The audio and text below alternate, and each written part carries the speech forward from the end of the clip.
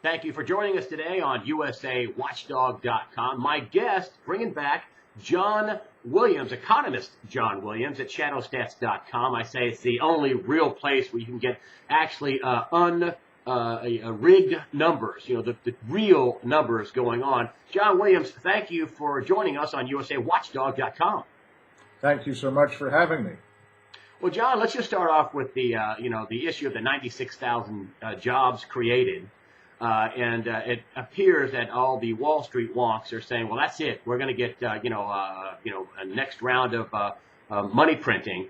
In actuality, we didn't even really create 96,000 jobs, did we? And didn't one survey say we lost 119,000? Well, the number there that I put out was actually an analysis of the jobs gained or lost since the start of the Obama administration. I try to put forth straightforward numbers, and it's a political season. You hear all sorts of numbers put out. The Democrat convention was touting 4.5 million jobs that were created. They weren't too specific on that, but if you go back to the Obama inauguration in January of 2009, payroll employment actually has declined since then, and so has the number of people counted as employed in the household survey, the survey that measures unemployment. That 4.5 million came from the trough of the recession, or the trough of the jobs decline. It's a private sector only. They ignored 500,000 jobs that had been lost at the state and local government level, such as teachers. In fairness, you can't count against the Obama administration the loss of jobs in the first couple of months of the administration, but the trough was well after the beginning of the beginning of the administration. I'm not picking on the Obama administration in particular here. I'm taking an example of how these numbers get really blown apart in the political process and analysis. In short, we didn't make 4.5 million jobs. We lost nearly 300,000 jobs. Yeah, that's about right. Okay, so let's go on to the bigger picture and your theme. One of your overarching themes is hyperinflation. I remember when I first heard this, it seemed so far away, and then you ratcheted that window down to 2014, and now we're just talking a couple of years, and you're saying that we're going to have it no later than 2014. Tell me about why you think that, and also include this new theme with the Fed Reserve and 4 Fed presidents talking about open-ended QE. Well, that's the problem, because once the Fed starts monetizing the debt, you're going to see, and I'm talking Treasury debt, you're likely going to see a very heavy sell-off in the dollar and a big spike. The beginning of a very major inflation problem that should evolve into the hyperinflation I've been talking about. When we first talked, I was looking at hyperinflation towards the end of the current decade, and that was due basically to the long-range insolvency of the U.S. government. If you look at the government's financial statements, and the Treasury actually publishes financial statements that are based on generally accepted accounting principles, GAAP accounting, the same way that large corporations report their reporting. You're seeing an annual deficit right now of about $5 trillion per year. That includes the net deterioration each year in the unfunded liabilities on a net present value basis, which means basically the money that you have to have in hand today to cover that into the future. That's beyond containment. You could raise taxes 100%, take all of people's wages and salaries, you'd still be in deficit. You could cut spending, and cut all government spending except for Social Security and Medicare. You'd still be in deficit. This is something that I just don't see the current political system correcting. There doesn't. We've clearly seen in the last year or so lack of political will to address this. We'll see what comes out of this election, but I don't see a change here. And with that in place, the only option left open, and the governments usually don't go into bankruptcy, is what normally happens, and that is the governments print money to meet their obligations. Now, that was in place before the crisis in 2008, the panic of 2008, and all the actions taken by the Fed, by the U.S. Treasury, to prevent the system from collapsing, bought a little time. They pushed the problem down the road. But everything that they did has a cost to it, and the cost is inflation. And it accelerated the process, so that I don't see the current system holding together without a hyperinflation beyond 2014, which, as you noted, we're rapidly approaching. Where this starts to fall apart, and a proximal trigger for the hyperinflation comes with a global loss of confidence in the dollar. I'll contend that's already taken place. That took place over a year ago during those negotiations over the expansion of the debt limit, the debt ceiling. You saw a very panicked dollar sell-off that followed that. Then there were a lot of things done to prop the dollar, because despite everything that Mr. Bernanke has said about wanting to debase the dollar, he knows that there's a big problem here when the dollar really starts to sell off. Unfortunately, from the Fed standpoint, what they're looking at is not to help the economy. I mean, they'd like to help the economy. Nobody wants to see a bad economy. Nobody wants to see high inflation.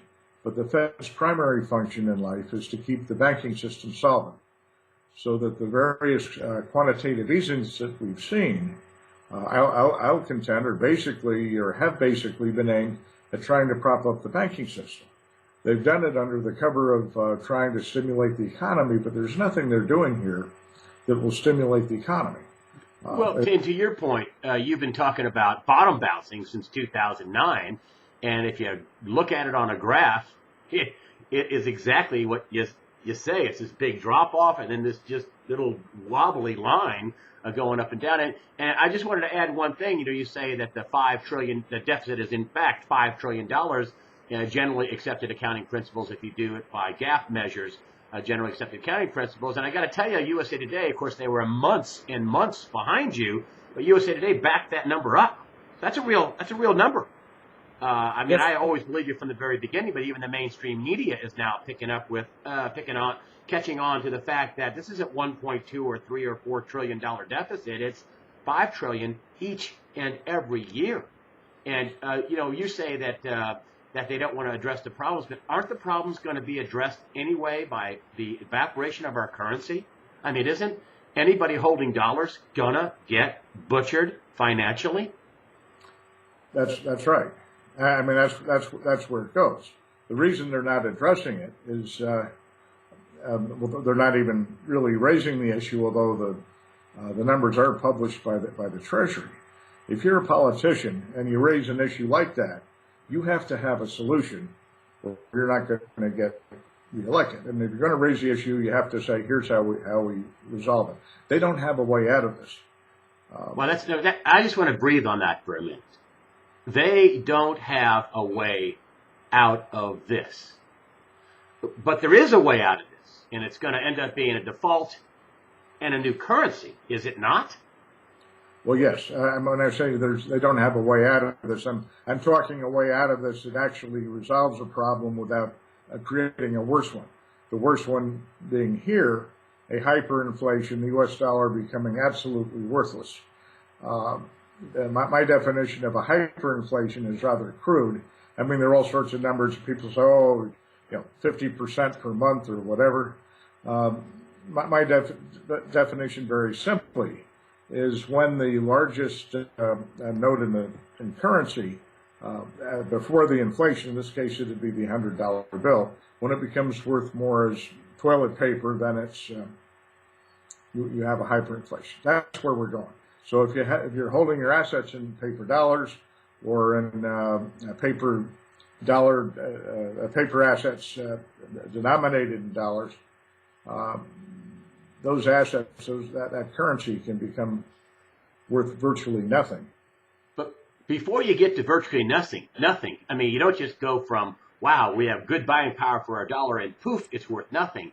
I mean, we're seeing that kind of erode away. I mean, 3 or 4 years ago, gas prices were at $1.75, and now they're, national average is 380, 370, 390, somewhere in that name. In California, we're probably 4 something. I mean, in the East Coast, they're probably 4 something for regular unleaded gasoline. So we're already seeing the effects of inflation. And what you're saying, it's gonna go like that at some point. Right now, we're in the curve. Am I getting that right? That we're just before the real boom. We haven't seen straight anything, up, vertical. We have not seen anything in the way of inflation yet. I mean, this is very mild right now. When it starts to take off, you'll know it. And you say by 2014, it's lights out.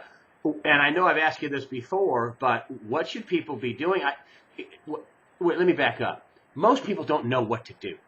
And when I ask people, I say, "What would you do to protect yourself from the dollar?"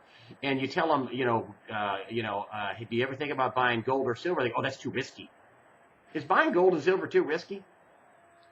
No, it's the precious metals, particularly gold, has established itself as a store of wealth over the millennia. I mean, if you want to buy a loaf of bread with a gold today, very small portion of gold, that's the same amount of gold basically you would have needed in ancient Rome to buy a loaf of bread.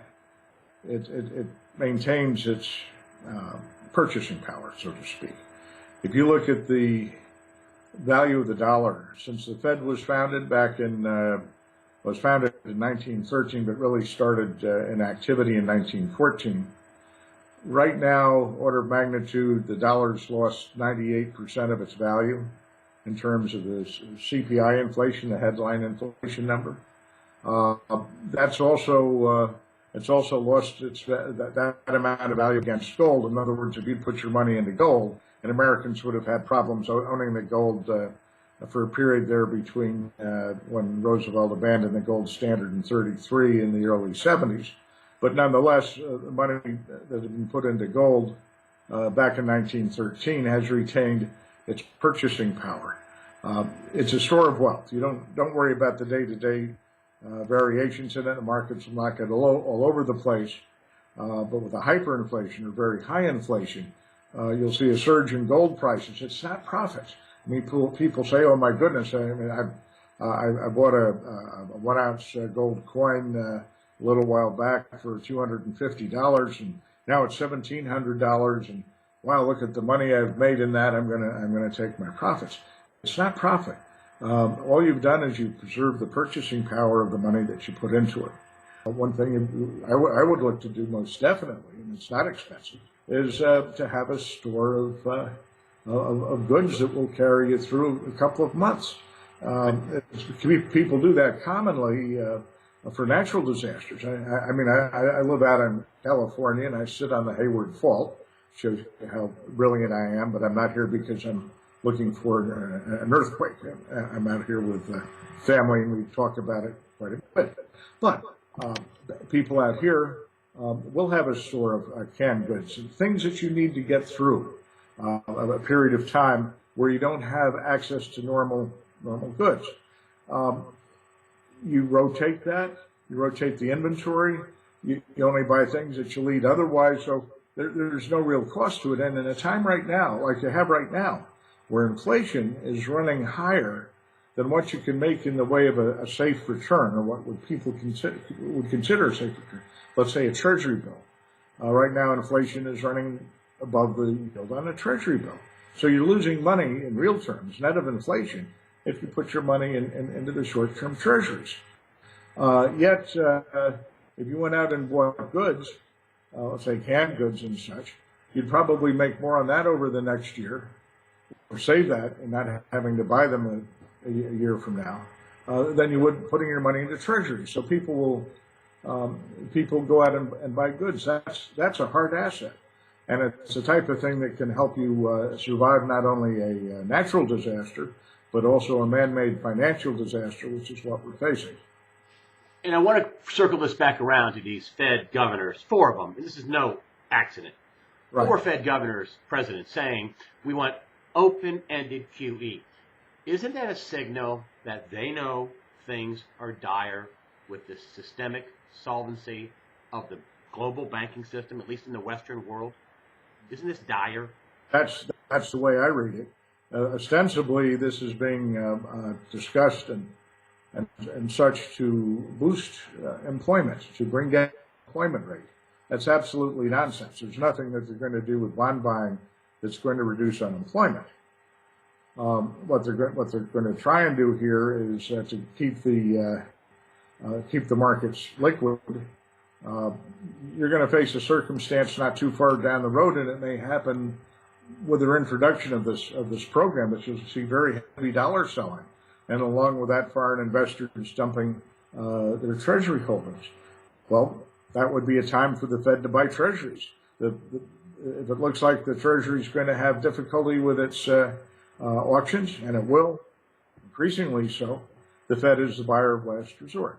So if the Fed is authorized to have open-ended purchases as it deems necessary, then it can do whatever it wants in creating whatever money it wants, and it virtually assures you of the hyperinflation. It's a very dangerous road to go down. They want to do that because they don't have any options left. John Williams, shadowstats.com. Thank you very much for being on USAWatchdog.com. Thank you so much for having me, Greg.